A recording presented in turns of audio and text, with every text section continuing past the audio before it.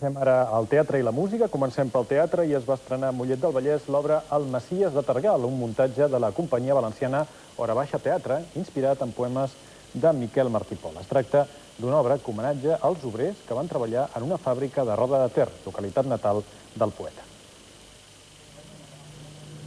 És Miquel Martí Pol quan acaba d'escriure uns versos dedicats a la fàbrica tèxtil La Blava de Roda de Ter. El poeta va entrar-hi a treballar com a escrivent quan tenia 14 anys.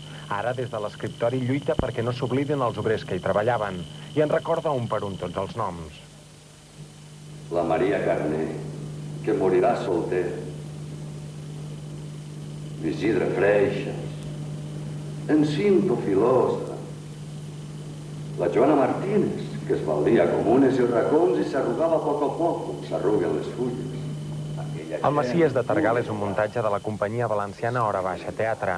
Dirigida per Joan Serrano, l'obra està basada en el recull de poemes La Fàbrica escrits el 1972. En aquesta època, Martí i Pol va cultivar una poesia realista, compromesa amb la base social de la qual ell també formava part. La fàbrica perduda. No em va gens. En 40 anys. O a temps. Per això, aquest esforç per sobreviure. Fill d'una família obrera, als versos va denunciar les opressions i les injustícies que patien els seus companys. L'obra, estrenada a València, es va poder veure ahir a la nit per primer cop a Catalunya, al Teatre Can Gomà de Mollet, amb la presència de Martí i Pol.